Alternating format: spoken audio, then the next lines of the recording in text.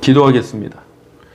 하나님 아버지 감사드립니다. 언제나 우리 가운데 그리스도의 평안을 주셔서 혼동스럽고 두려웠고 떨리는 순간에도 우리의 마음을 주장해 주시고 또 하나님을 의지하고 맡길 수 있는 믿음을 주셔서 감사드립니다. 오늘 하나님 평안에 대해서 여유에 대해서 말씀 나눌 때 우리의 평안이 어디서 나오는 것인지, 우리의 여유가 무엇으로부터 비롯되는 것인지 우리가 우리의 자신을 한번 되돌아보고 점검해보고 또 참된 위로와 평안의 시간, 안식의 시간, 아버지 여유가 있는 시간 될 수 있도록 축복해 주시옵소서. 오늘도 주님께서 주실 그 은혜 간절히 사모하오며 우리 주 예수 그리스도의 이름으로 기도하옵나이다. 아멘. 하나님 말씀 나누겠습니다. 신약성경 누가복음 12장 16절로 21절입니다. 누가복음 12장 16절로 21절입니다. 우리 20절로 21절 합독하겠습니다. 하나님은 이르시되 어리석은 자여 오늘 밤에 내 영혼을 도로 찾으리니 그러면 내 준비한 것이 누구의 것이 되겠느냐 하셨으니 자기를 위하여 재물을 쌓아두고 하나님께 대하여 부여하지 못한 자가 이와 같으니라. 아멘. 누가복음 12장 16절로 21절 본문으로 어디서 나오는 여유를 찾고 있는가? 어디서 나오는 여유를 찾고 있는가? 라는 제목으로 은혜 나누겠습니다. 사랑하는 성도 여러분, 여유라는 단어를 생각하면 무엇이 떠오르십니까? 물질적 여유, 또 감정적인 여유, 시간적인 여유, 어떤 평안, 이러한 것들이 생각나실 것입니다. 하나님께서 창조하신 세상의 처음 모습, 즉 죄로 인해 사망과 저주와 심판이 찾아오기 전에 그 세상의 모습은 어떠했을까요? 영생이 있었죠. 하나님과의 교제가 있었죠. 평안이 있었습니다. 그리고 또 하나 여유가 있었습니다. 우리 인간은 행복을 추구하는 존재라고 하는데 결국 그 행복이란 게 무엇입니까? 여유를 말한다고 저는 생각합니다.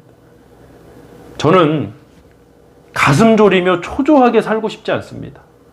정말 여유 있게 살고 싶습니다. 목사가 여유 있게 살고 싶다고 말하면 돈을 많이 벌길 원하나? 돈에서 나오는 여유만 생각하시는 분들이 있습니다. 물론 물질의 문제도 중요한 것입니다. 그러나 여유에는 두 부류가 있습니다. 첫 번째는 많은 여유에 대해서 우리가 말씀을 드릴 수 있겠지만 우리에게 정말 밀접한 것으로 말씀드리자면 첫 번째는 돈에서 나오는 여유가 있습니다. 돈 많은 사람들 여유 있잖아요. 시간의 여유가 있고 돈에서 나오는 여유함이 있잖아요. 마음껏 뭘 살 수 있고 뭘 낼 때도 걱정 안 하고 가슴 졸이지 않고 돈에서 나오는 여유 분명히 있습니다. 그리고 두 번째가 오늘 우리 모두에게 하나님께서 주신 가장 귀한 축복이고 은혜인데 두 번째는 영생에서 나오는 여유가 있습니다. 우리 크리스찬들이 이걸 잘 모르고 살아가요. 어떤 여유라고 했습니까? 영생에서 나오는 여유가 있습니다. 우리 크리스찬의 특징 중 하나를 말하라면 말씀 보는 사람, 기도하는 사람, 주일에 교회 가는 사람 여러 가지 특징을 말할 수 있겠지만 그 특징 중 하나가 저는 여유가 있다는 것이라고 말씀드리고 싶습니다. 모두 그런 것은 아니지만 환경의 풍파가 휘몰아쳐 와서 정말 눈물이 나도록 힘겨운 상황일 때도 이상하게 여유가 있는 분들이 있어요. 아니 누가 봐도 저 환경은 가슴을 졸이고 정말 눈물로 밤낮을 지새워야 될 상황인데 도대체 저 여유가 어디서 나올까? 심지어 어떤 분은 암이라는 진단 앞에서도 여유가 나오고 환경이 집이 다 망해가는 그 상황에도 여유가 나와요. 저희 어머니가 그런 분 중에 한 분인데 아버지 사업이 부도가 나서 집에 저 중학교 때입니다. 차압이라고 그러죠. 빨간 딱지가 붙고 저희가 아파트에서 빌라에서 쫓겨나갖고 단칸방으로 이사 가는 날에도 그 예배상 펴놓고 감사하라 내 영혼아 찬양하라 내 영혼아 내 속에 있는 것들아 다 찬양하라. 제가 그때 받은 충격이 아직도 가시지 않아요. 그때 저는 믿음이 없었기 때문에 우리 어머니가 정말 생활이 어려워지니까 집이 망하니까 저렇게 미치셨구나. 속으로 그런 생각 정말 했었습니다. 근데 나중에 생각해보니까 그게 여유잖아요. 아니 집이 망해갖고 지금 단칸방으로 내앉는 그 상황에 어떻게 감사하라 내용으로 나옵니까? 도대체 그 여유가 어디서 나오는 거예요? 그 여유야말로 빌립보서 4장에서 말씀하는 비천에 처할 줄도 알고 풍부에 처할 줄도 아는 바로 하나님의 능력에서 나오는 여유 아닙니까? 밖에서 오는 여유는 분명히 아닙니다. 밖은 지금 망해갖고, 밖은 지금 질병이 있고, 밖은 지금 고통이 있는데 밖에서 오는 여유는 아니죠. 그 여유는 분명 이 속 안에서 나오는 여유라는 거죠. 내 속에 영생이 있고, 내 속에 그리스도의 평강이 내 마음과 생각을 주장하고, 내 안에 하나님에 대한 확신과 하나님에 대한 의지가 있기 때문에 이 속에서 나오는 그 여유, 환경은 정말 칠흑같이 어둡고 환경은 정말 폭풍우가 휘몰아쳐 와도 이 속 안에서 여유가 나오더라는 거죠. 그 모습을 보고 저 스스로도 제가 믿음이었을 땐 저희 어머니 보고 미쳤다고 생각했어요. 아마 정말 이 믿음의 역사를 경험하지 못하는 사람들에게는 정말 꿈 같은 얘기고 말도 안 된다고 생각할 수 있어요. 근데 정말 우리가 믿음을 갖고 하나님의 임재 속에 살아가면 그 여유가 나올 줄 믿습니다. 요한복음 4장 13절로 14절 말씀 합독하겠습니다. 예수께서 대답하여 이르시되 이 물을 마시는 자마다 다시 목마려니와 내가 주는 물을 마시는 자는 영원히 목마르지 아니하리니 내가 주는 물은 그 속에서 영생하도록 솟아나는 샘물이 되리라. 아멘. 이 요한복음 4장의 말씀은 사마리아 수가성 여인, 물을 길러 나온 그 여인과의 대화 속에서 예수님께서 하신 말씀입니다. 예수님 뭐라고 하십니까? 이 물을, 그러니까 우물물이죠. 우리가 마시는 워더죠. 이 물을 마시는 자는 다시 목마려니와 예수님이 주시는 물을 마시는 자는 영원히 목마르지 않다고 그랬습니다. 그런데 한번 생각해보세요.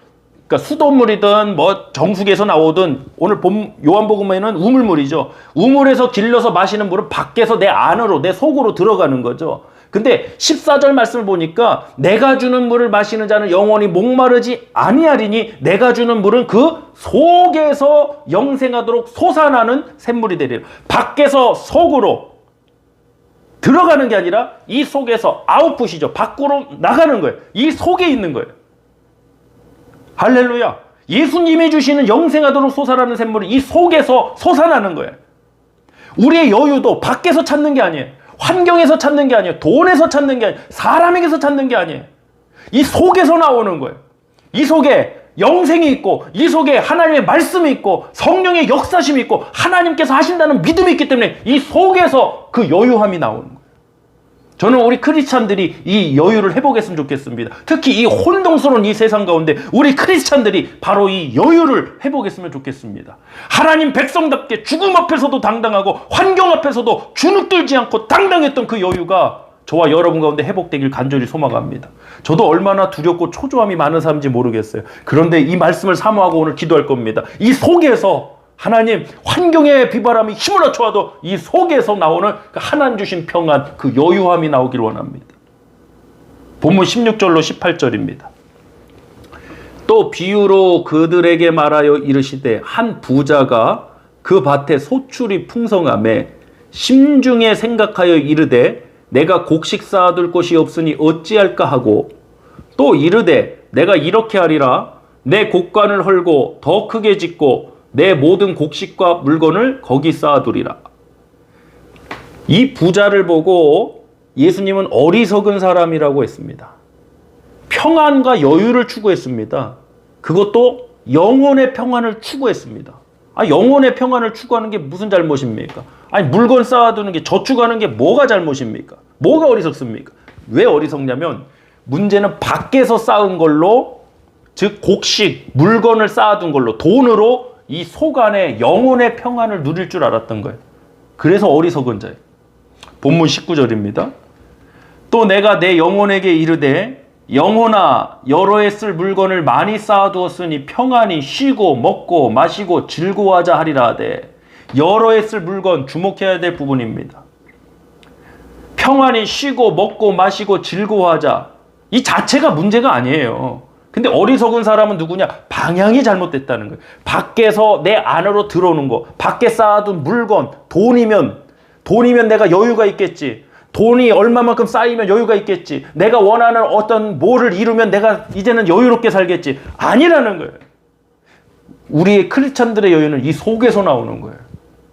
하나님의 주신 참된 평안, 그 영생의 역사에서 나오는, 영생에서 주는 평안함이, 영생에서 나오는 그 여유가 우리 가운데 있기를 원합니다. 그 여유가 초대교회 순교자들 속에 있었습니다. 할렐루야. 오늘날 우리 크리스찬들이 여유로운가요? 물질의 풍요를 말하는 게 아니라 어떠한 환경 중에도 비천에 철줄도 않은 그 능력, 과연 우리 가운데 있습니까? 어렵고 힘든 상황들 속에서 나오는 그 여유함이 있나요? 진정한 평안과 진정한 여유는 우리 속에서부터 나오는 것입니다. 아무리 밖에서 환경으로 풍성히 채워줘도 그것이 내 속을 채워주지 못하면 부자라도 사는 것이 힘들고 우울한 것입니다. 속사람이 거듭나야 하고 이 속사람이 살아나야 합니다. 본문 20절부터 21절입니다.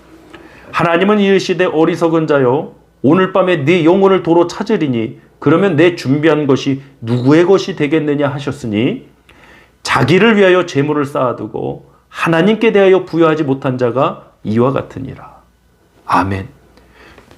자기의 영혼을 위해 준비했지만 결국에는 영혼을 위해 아무것도 준비하지 않은 경우가 바로 이런 경우입니다. 그래서 어리석은 겁니다.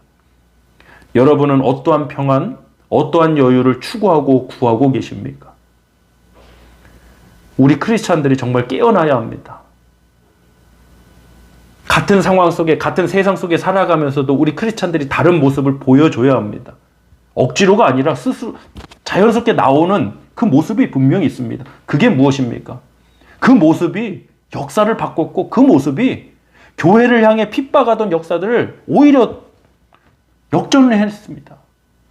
저는 그 역사가 간절히 회복되길 원합니다. 그 중에 하나가 바로 외부에서 찾는 여유가 아니라 이 속에서, 세상에서는 구하지도 찾을 수 없는 그 여유가 이 속에서 나오는 것입니다.